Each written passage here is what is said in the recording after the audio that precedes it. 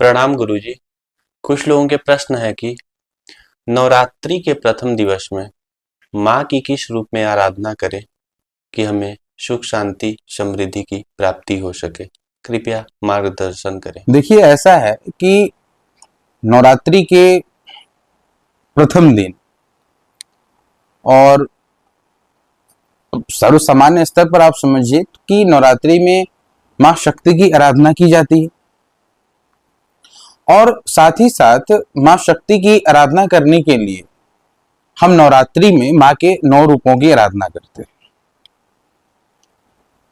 माँ के 9 रूपों में सर्वप्रथम जो रूप है माँ का, वो शैलपुत्री का रूप है। लेकिन उससे पहले हम सर्वप्रथम नवरात्रि के दिन गौरी गणेश की आराधना करते हैं, कलश की स्थापना करते हैं, वरुण आदि देवताओं का आवाहन करते हैं। उसके साथ ही साथ माँ दुर्गा की प्रतिमा स्थापित कर माँ दुर्गा की पूजा करते हैं। षोडशोपचार के द्वारा पूजन कर फिर भगवान श्री रामचंद्र जी की प्रतिमा को स्थापित कर उनकी पूजा करते हैं।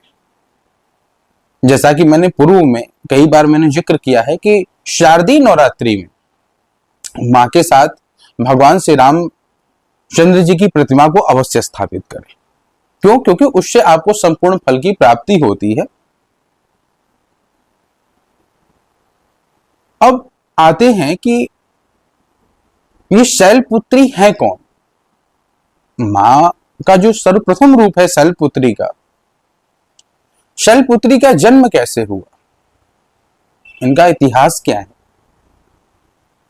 पुराणों में जब हम मां शैलपुत्री के बारे में जानना प्रारंभ करते हैं तो हमें पता चलता है कि मां सती जो प्रजापति दक्ष की कन्या थी,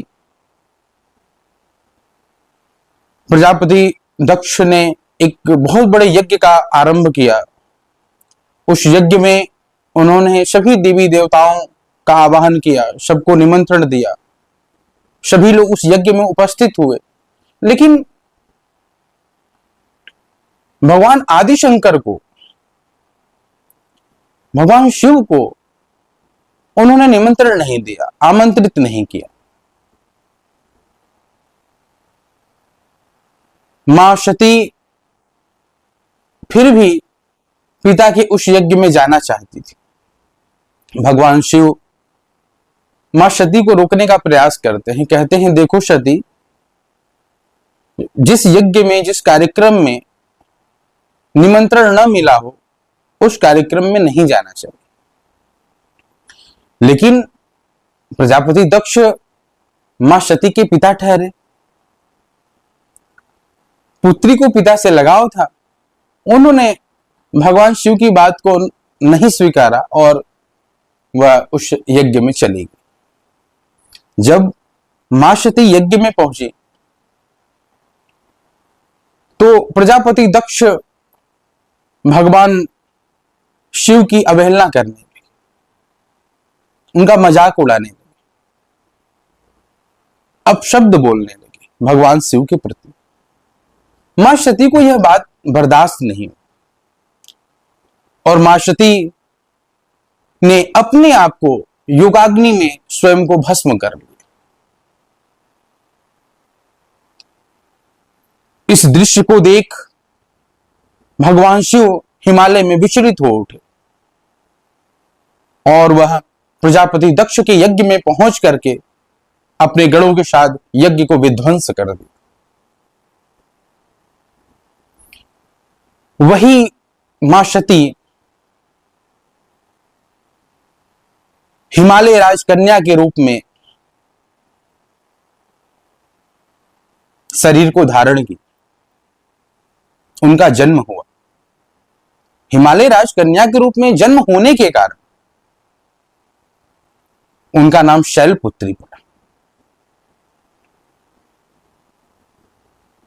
मां शैलपुत्री का जो वर्ण है वह श्वेत वर्ण है। मां शैलपुत्री अपने एक हाथ में त्रिशूल तो दूसरे हाथ में कमल को धारण किए हुए और मस्तक पर चंद्रमा को सुशोभित किए। मां शैलपुत्री आयु, सौभाग्य और प्रकृति की देवी, जो सौभाग्य और समृद्धि को भी प्रदान करती, धन धान्य से समृद्ध करती हैं और यश कीर्ति को भी देती। मां शैलपुत्री की आराधना कुंवारी कन्याओं को सफेद वस्त्र धारण करके करना चाहिए और शादीशुदा स्त्रियों को लाल वस्त्र धारण कर मां शैलपुत्री की आराधना करनी चाहिए।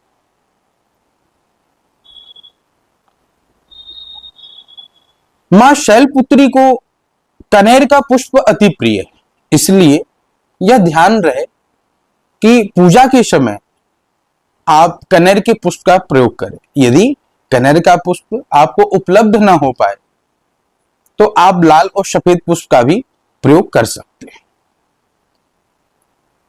मां का जो वाहन है वो बैल है, इसलिए यह ध्यान रहे कि मां को प्रसाद के स्वरूप में हमें दूध से बने हुए मिष्ठान और प्रसाद को ही चढ़ाना चाहिए, जो उत्तम फल को देता है। मां की आराधना करते समय हमें सफेद तिलक का प्रयोग करना चाहिए। उसके अलावा हम लाल और पीले तिलक को भी लगा सकते हैं। तो चंदन को मस्तक पर धारण कर हमें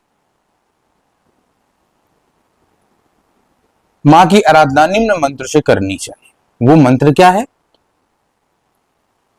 वंदे वांछित लाभाय चंदार्ध कृत शेखरम वृषारूढ़ाम शूलधराम शैलपुत्रीम यशस्विनीम। इस मंत्र के द्वारा हमें मां की प्रार्थना करनी चाहिए। मां की प्रार्थना करने के बाद हमें मां के बीज मंत्र का जप करना चाहिए। कुछ लोगों का प्रश्न है कि मां की आराधना या मां के बीज मंत्र का प्रयोग या जप दिन में करना ज्यादा श्रेयस्कर है कि रात्रि में? देखिए, जो नवरात्रि है, नवरात्रि में रात्रि शब्द का प्रयोग है, तो मां की आराधना रात्रि में करना ज्यादा श्रेयस्कर होता है। इसलिए मां के बीज मंत्र का जप हम लोगों को रात्रि में ही करना चाहिए। मां का बीज मंत्र क्या है? तो ह्रीं शिवाय नमः, यह मां का बीज मंत्र है। इसके अलावा ओम देवी शैलपुत्रै नमः, इस मंत्र का भी जप हम कर सकते हैं। और नहीं तो मां दुर्गा का बहुत विख्यात सुप्रसिद्ध मंत्र है ओम ऐं ह्रीं क्लीं चामुंडाय विच्चे। इस मंत्र का हमें यथाशक्ति जप करना चाहिए। कुछ लोगों का प्रश्न होता है कि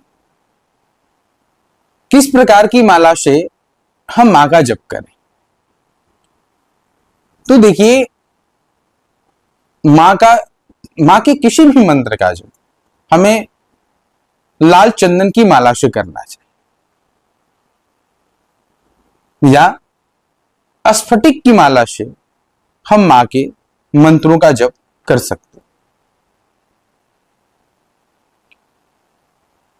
यदि हम इन सारे नियमों का पालन करते हुए मां की आराधना करते हैं तो मां निश्चित रूप से हमें सर्व सिद्धि को प्रदान करेंगी। क्यों? क्योंकि मां सिद्धिदात्री भी है, वो रिद्धि और सिद्धियों को भी प्रदान करती। यदि आप काशी में वास करते हैं, आप बनारस में रहते हैं, तो बनारस में सिटी स्टेशन के पास में मां शैलपुत्री का मंदिर, आप मां शैलपुत्री के मंदिर जाकर के अवश्य उनका दर्शन करें। इससे निश्चित तौर पर आपके ऊपर मां की कृपा होगी। यह जो चर्चा हमारे आपके बीच में हो रही थी, यह मां शैलपुत्री के आराधना के बारे में हो रही थी। लेकिन प्रतिदिन आपको मां दुर्गा की पूजा करने के बाद कवच अर्घ्य किलक का पाठ करना है और यदि आप सक्षम हो तो आप दुर्गा सप्तशती का भी पाठ करें।